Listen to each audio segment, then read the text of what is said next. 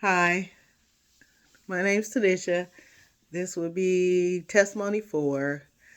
I've been doing it this is probably about take 10. Usually it take me one, and I don't care. But because I will not be dropping names, those who are in the story, they know who they are. Or if they don't, they don't. That's fine. Um, my testimony is my own. My thoughts are my own. Uh, what the Lord told me is what I got, and what I experience and what I believe is what I believe. So, um, whether people agree or not, that is my testimony. That is where I've been. That is what I've done. That is what I've experienced throughout my life. So, this particular story is about one of two men in my life. When I was in a sophomore in college, the Lord told me in 1998, He said, meet Christian friends. And I said, okay. I had a friend from freshman year. She knew some people, so she took me around. We met a few folks. October, there was a thing at the SAC. I can't remember, meet and greet or something like that. And came bouncing over this happy, cheerful, I don't know, just didn't care guy. And she introduced us and everything. And we talked for a little while, but then we went and continued to do what we were doing. And before the end of the thing, he came back. He's like, I've been looking all over for you guys. And he's like, okay, Will from us looking at you. And he was like, hey, we can hang out and things like that. So we exchanged numbers and just went from there. So he introduced me to different, more Christian groups and things. And in November 1998, he said, I know what your problem is. And I'm like, what? And he was like, he took me through the scriptures about the Holy Spirit. And I'm like, really? I didn't even know I was missing that. He's like, you want that? I'm like, of course I want that. And he was like, just receive it. It's a gift. I'm like, okay. So receive it. Start speaking in tongues right there in his dorm room. I left his dorm room as I was walking back to my dorm. I lived in the all-female dorm, and then my friend and him, they lived in the one that had the male dorm on one side, the female dorm on the other side. So I left there, and the Holy Spirit said, Tanisha, all that stuff that you've been knowing, and that, that good voice that sound like you, that knows all kinds of stuff. That was me. I'm like, that makes so much more sense. Of course, that's a different testimony I'll tell when I met the three parts of God, three personalities. So that helped me out a lot. I think the Christian people that I had met thought I was just getting saved or something. I don't know. But it was just because I got filled with the Holy Spirit. Gave me boldness, gave me voice, I heard him clearer, much more clearer. I knew it was God talking and not Tanisha and not based on anything else. And so he really opened to me when I read the Bible. I mean, I was like, oh my goodness, Holy Spirit, you could have told me I was missing you all along. Because when I read the Bible, it was like boom, boom, boom, boom. It was just popping revelation after revelation. So it really helped me. So we just were friends. We talked, we hung out, we did things. He told me about some things he wanted to do. I helped him do some of those things. He had some trouble in a class. I have a gift. I can read. Okay. I can scan a chapter and then I can tell you what you're supposed to do. I can explain it to you. I still do it today. So we just did that. We hung out. One day we were leaving. We had done something, and we saw another Christian friend, and he kissed me on the forehead. And I believe that's when the rumors started that we must have been sleeping together or something. I don't know, because I didn't know that was going on at first until people started treating me special. I'm like, why? I didn't do nothing. Why is he acting like that? Or why is she being like that? And I didn't know until one of my friends, she said, well, there's a rumor that, and I'm like, well, that's not the case.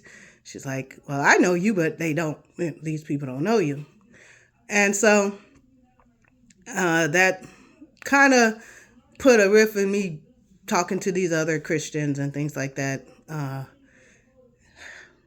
I, growing up, I just, that's what I had. So I had this friend. So we hung out. The friends that I had that got put in my life, they were good friends. Um, but we just hung out, me and this guy, for the longest. That was 98, 99. We had a good time. That's all we did. July 1999, he invited me to his church. I drove to Southfield and I drove over to Detroit. I had brought my other friend who lived in Detroit also with me. And at the end of the service, they were doing the altar call, and I felt like the Lord wanted me to go down there and join the church. And it was so heavy that I held on to the chair in front of me because I felt like he was going to pick me up and throw me at the altar. And I was like, but I told him, no, I'm not going. They already thinking I'm following this dude around. They thinking I'm sleeping with him. They thinking all this stuff. I am not fit to go and join this church. It's 2.5 or so hours away from Mount Pleasant, where we went to school, or that's away from all this other stuff. And he just said, he was like, go. And the pastor was walking back and forth like, I can't end this altar call. There's one more person that needs to come up here. And I was like, no. And I finally said no, and the Holy Spirit left. That strong unction to go left. And so I left, and I'm driving, listening to Kirk Shield the Blood, and sure enough, my car stopped working. I was driving to go get my friend so we can go back to Mount Pleasant. And of course, I'm in the Detroit area. My friend's in Detroit, so I call him up. He come get me, and we get the car towed and to a place and things like that. I met a lot of his family members. I met some of more people from the church and everything like that. His spiritual mother like, oh, I'm so glad that God put you guys together. And I'm like, okay. And then his aunt also, she was like, oh, you guys are going to have this caramel, beautiful little boy and all this other stuff. And I'm like, what are these people talking about? I didn't know. I just, it just kind of went over my head. So I wasn't paying attention to all that. So that was July. In September, the end of September, I told God, I said, why are you so taciturn? You're not talking as much as you usually, blah, blah, blah, blah. He just be talking. He's like, you didn't join that church when I told you to join it. And I was like, really? And he's like, yeah, exactly. I asked you to do something and you didn't do it. So October 1999, I drove my butt back down to Southfield all by myself and joined the church. So I remember that. So then, I helped him set up an organization, Fishers of Men, and we worked with Campus Crusade and InterVarsity and other churches around the area, and did a few things, and, just was doing all that. We put on the ball, I think, November 1999, and it was nice. I cleaned up when I wanted to. And we had a good time. We did things like that. And then end of December, almost near a break, because me and my friend who introduced me to him, we had an apartment off of campus at that time. So he started just acting a little funny, and I'm like, what's wrong with you? And it started when we were in his room one day and just chilling like we usually do, or whatever we was talking about. And he reached over and tried to kiss me. And I was, oh, no. That's not where we going here. And I was like, you take me home, because I had gotten in a car accident. I think earlier November, I got in a car accident in Flint. So then I went home and things like that. Just December, January, was acting a little funny. And I'm like, I finally asked my friend, I was like, okay, he wants me to kiss you. What do you think? And she was like, well, you guys have been just friends for all this time, all this other good stuff. And I was like, yeah, I guess so. So I went, okay, I was like, okay, I'm going to try to kiss you. So I did, but of course, tried to take it farther. I'm like, oh no, that's not what we're doing. So that was like January, February. Finally I did relent, and we finally eventually did sleep together. So in that time, then I started tearing myself up. Oh my goodness. When I tell people you can talk to God at any time, anywhere, and about anything, I truly mean that.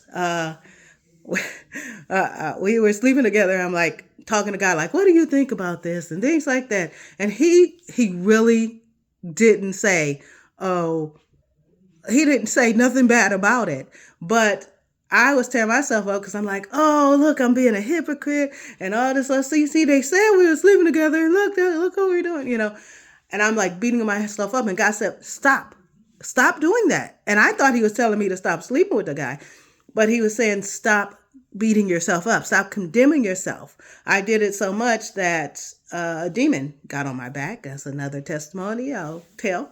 But the demon got on my back. It started showing me into the spiritual realm. I started seeing demons and stuff walking. It was just crazy. Wanted me to kill myself, all this other stuff. And like one time I was having a nervous breakdown. I had to call him and like, you got to come get me because I can't do this. And he asked me, he's like, is it because of what we're doing and stuff? I'm like, yeah, it's tearing me up because I'm sitting here beating myself up about it. So of course we, put on the brakes and stuff and things like that, but then got back to it. But that after the demon got off my back, and then I was okay. But we got it. Me and the Lord got it off. So that's what happened that year. That summer, he said he was going to go to another school. He's going to be a pilot. And I'm like, oh, okay, that's good. We still kept in touch, and he would drive down every weekend, almost every weekend, and we would hang out and do what we do and go back. And I just was like, I can't keep doing this. I just couldn't. I was like, I just can't keep doing it. And excuse me. So I called him. I said, okay, we got to do something. I enjoy our relationship and things like that, but we can't keep sleeping together. I mean, we need to get back to what we had before. Cause I can't keep beating myself up. And if we can't do that, then, just leave my number. And he's like, well, I don't see how we can do that. So, okay, I'm going to leave your number. And I was like, okay. So I was staying in a house. I had a little house right outside of Central, the school, right on the corner. And I remember, again, I guess the Satanists say they astral project. You can leave your body. And my spirit and my soul left my body. And I watched my body sit there and cry because it hurt so much. I left. I literally left because the hurt that it hit, I felt it, and then I left because I didn't want it to go deep, deep, deep into my heart. But it did. It hurt. The rejection, the hurt, the pain. And it still wasn't till later that God even told me, hey, look, Tanisha, excuse me, the reason why I didn't have a problem with you guys sleeping together once y'all decided to do so is because once you decided to do that, that sealed the deal. That sealed me putting you guys together. Excuse me. Oh, man. Yeah, we got a little virus going on. We gotta let it run its course. So that's what we're doing. So, and no, I didn't understand that. Like I said, he didn't tell me until later. I can't even remember. But he told me later that is what he had done. So I didn't understand all that. So we didn't talk for like 2 years, off and on, here and there, to get some things settled. Like me and his aunt was still talking and things like that, and the people from the church or something. So we had to make a decision how we gonna break them up or something. So needless to say, I graduated college in 2002. That summer, the Lord was like, "Hey, what's this guy doing?" I'm like, "I don't know. Why are you asking me about this dude?" Sure enough, he told me to go on down to the church, and I don't go to church unless he tells me to. And so, of course, I went on down there. Here he comes, bouncing. "Hey, Tanisha," and I'm like, "Oh, okay." We exchanged numbers, and we become just, we kind of pick up where we left off, just chilling, talking about stuff. He was doing some business stuff, so I was helping him with stuff. I had some equipment that he was using for his business, so I let him use that, things like that. So we just hang out. Of course, we then, a month or so later, we sleeping together again. He started revealing some secrets in the 2 years that we were apart. I was just doing me, so it didn't bother me. And I'm like, "Oh, well, that's what happened. That's what happened." And he's like, "Oh, I thought you would judge her." I'm like, "What do you expect me to do? That's your life. I was living my life." So he turned out he had a son and things like that. So we just continue to be friends and off and on. And then I went to nursing school in 2005, and I moved to Southfield, close to Detroit, because that's where the school was. And of course, then everything started taking off. That's when the Lord told me that He had tied us together. And so I didn't have any problem sleeping with him anymore. I actually had a little bit more freedom because I wasn't like, "Oh my goodness, I'm sinning against God." It was just like, okay. But then he told me, "Hey, look, I'm going to marry this girl who's had my son." And I'm like, "Oh, okay. Well, if that's your choice, then this is what we're going to do. I'm not going to be your spiritual wife. I'm not going to be your mental wife. I'm not going to be your physical concubine wife or anybody else. If that's what you choose to do, that's what you're going to do." And actually I said, matter of fact, if I don't meet her, we're done here. And at first he was like, "Oh no." And I said, "Oh no, this is what it is. You said that's what you're going to do. You have freedom to do what you want to do. That's your choice." So he made arrangements, and we met him. Turned out they had 3 kids. And one was just like a newborn baby, but and things like that. And I'm like, okay. And I told her, I said, "Look, you ain't got no problem with me. I already told him, like I said, if we wouldn't even met, I wouldn't have talked to him again." So she was like, I understand. And so we talked off and on for about 8 years, but nothing. And so one day I was in California, Moreno Valley, chilling. Oh man, I was having a good life. And the Lord asked me again, "What's this guy doing?" I said, "I don't know."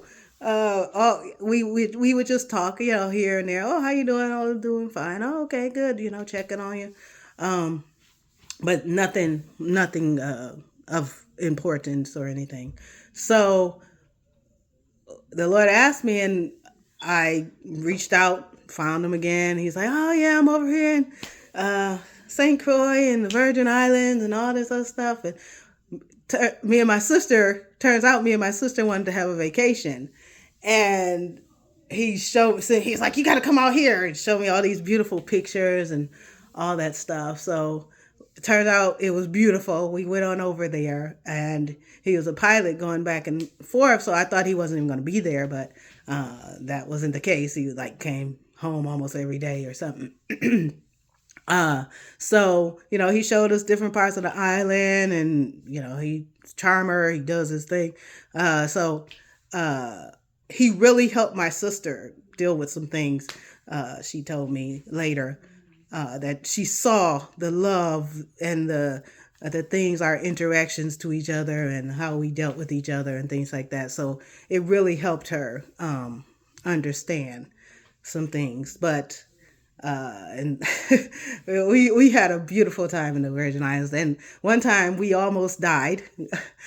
There was a place that you could see the island better and the water better. So we went, and there was smooth rocks, and then they got a little harder, and then they got sharper. And we were like barefoot. So my sister stayed where the smooth rocks was. It was like a little pond with little fish, and it was beautiful over there, just relaxing. So she stayed and relaxed over there. So we went farther, and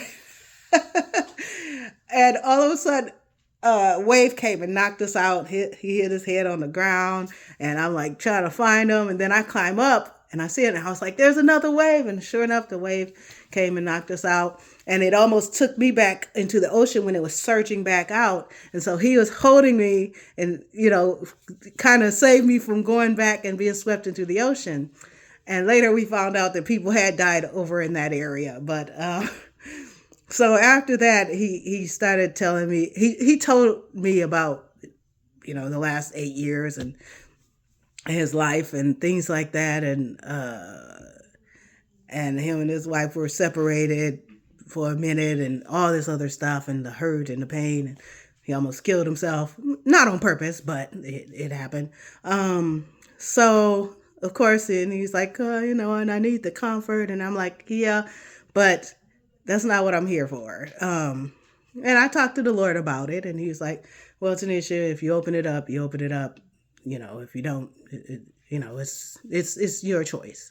And I was like, okay. But after all that debacle of almost dying and stuff like that, I just was like, I couldn't. And it was just so beautiful. I just was like, this is another experience that we have together. We had a lot of firsts. So, like I was the one with it on his first flight and things. So it was like a lot of firsts that we had. So yeah, we started sleeping together again. Then the Lord said, I want you to do something. That was, I think we went in March. Was it March or May? Is one of those months, I think. But I still was in California, going back and forth. He was in the Virgin Islands and things like that. So, of course, we were separated. But November, I took another trip to the Virgin Islands by myself. My friends came out, and my sister came out a week. My friends came out another week. And then I had 2 and so weeks by myself. Beautiful. Oh, it was just so wonderful. But one question the Lord asked me was, Tanisha, do you want to have kids? And I said, well, okay, I'll tell you this, Lord. If I'm happily married and the money's together, sure, I'll have kids for you. Well, anyway, that was November. He also asked me to, earlier in September, he asked me to go back to Michigan for a time and do some things. So that's what my plan was. And so my friend called me and said, hey, look, I'm coming over to Michigan. I'm going to go take this job teaching and doing something at this airport and things like that. So I'm like, okay, what's going on, God? So helped him get that together. We made arrangements to get things together for the kids and things like that. So, of course, since I was in Michigan, he was in Michigan, of course, we just hooked up a lot. So, December, my birthday's December 4th. Between December 4th and December 10th, I went back home. I was over my cousin's house, and I was sitting on the floor, and the guy was like, Tanisha, I want you to go up there. And I'm like, Lord, I don't want to go up there. I don't want to go or down to the Detroit area. I'm like, no, I don't want to go over that. There. And he's like, yeah, I really want you to go. I really want you to go. And I'm like, and so I fought with him for a couple of hours. And finally I was like, okay, I'm going to go since you're really pushing me to go. Well, in those couple of days, somewhere in there, turned out my first son was conceived. I didn't know that, of course, until January. It was like, I'm like, something's going on with my period. It's missing. I thought it was because the new supplements I was taking. and I took a test, and it said positive, but then I was like, okay, but I was going on a cruise with my niece's birthday. I was like, oh no, there's no way this is going on. I'm just in denial. I'll deal with it when I get back. So went on the cruise, had a good time, and then then I took another test. It was positive. I was like, oh shoot, I gotta tell this dude what's going on. Uh, and I found out this year, he told me, he was like, well, he thought I had betrayed him and did him wrong and things like that. But I'm like, you were there too. From college on our whole interaction, we've never used a condom. So, one time wouldn't have, this term, I didn't know God's plan. I've never been pregnant before. So why would all of a sudden I be trying to, if, like I said, if I would have known, I cannot tell a lie. If I would have known what God's plan was, then when he was pushing me to go down, I probably would have been disobedient. Yeah, I just got to keep it real. So anyway, but I didn't know. So I just was like, when we talked about it, he wanted me to abort, and I was like, I don't kill big bugs. And the Lord had already dealt with me on an abortion because I had advised someone that came to me and asked me what I thought. And I said, based on your situation, you probably might need to abort. And the Lord said, I hold you accountable for that child as much as the person that did it. And, I had to repent from that. I had to apologize to her and all this other stuff because I was the one that had advised, and she took my advice seriously. I keep it real. I'm not every once in a while I might lie here and there, but when God, when God says stuff, that's something I don't lie about. So I was like, okay, well, what I'm going to do is I'm just going to go back to California. I wrote a nice email, told him the child's name before I even knew, told him his name, because God gave me the first name and the last name. The middle name was up for grabs. And so I told him all that, told him the situation. I actually saw the vision of two boys, and the boys that I have is who I have. Who I saw. I also saw the vision of the other children, so there are to come. So it's just like that's what I did, and I still was in a little denial, but then I finally went in and got an ultrasound, and the little thing was doing this. Yeah, that's another story.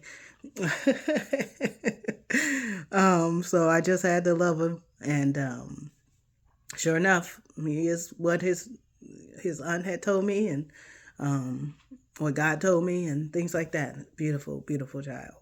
And I tell you the truth, he came, signed the birth certificate, and saw him once. He sees pictures, but never met him. Actually, about 6 to 8 months will actually tell him that there is a biological, but my current husband has been his real father since the beginning. I didn't even know when I stepped out the car. He told me this year too. I'm learning a lot of this year stuff, even who I am.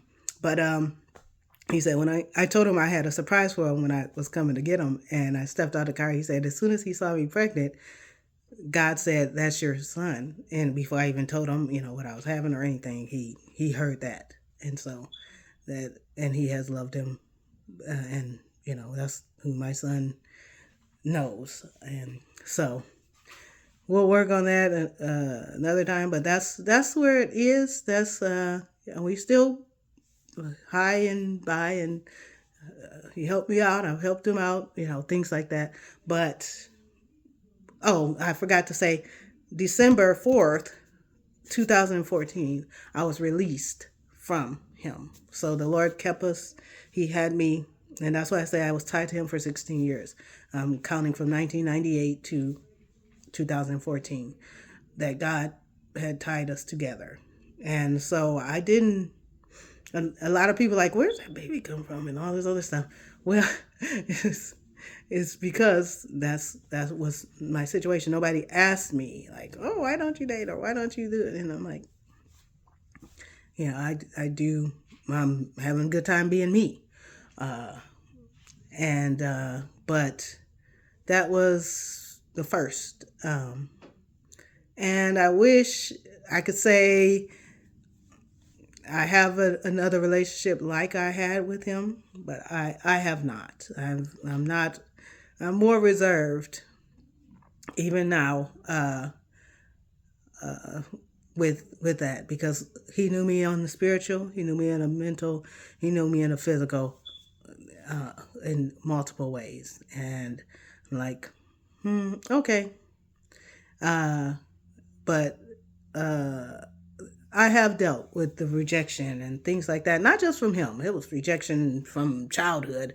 And it's just this year that the Lord helped me to deal with me rejecting myself and things like that. So I'm going to end this because it's pretty long. Oh, I knocked 10 minutes off though. That's pretty good because I did a couple of takes, like I said. But that is part of the story. Probably answer some questions that other people have had. But that's what it is. And I have to say, of course, earn your own throne. Know that God does want a personal relationship with each and every one of us. That He'll deal with you the way you need Him to deal with, so that you can do what He created you to do. And we choose our paths. We could have done it a better way. We sure can. We could have. But he showed me there's multiple ways to get to the same place. But the issue is, even like my friend said, he said, picture somebody calling out for help. And when you turn to help them, they disappeared. And what happened is, we went this way and we could have went the right way, the way God wanted us to go. But we didn't. And yet we still ended up the way God wanted us to be ended up. I'm glad for the husband I have now. I'm glad, he loves me and I have a beautiful family and things like that. But that's where I am. That's where I've been. So thank you for your time and see you next time.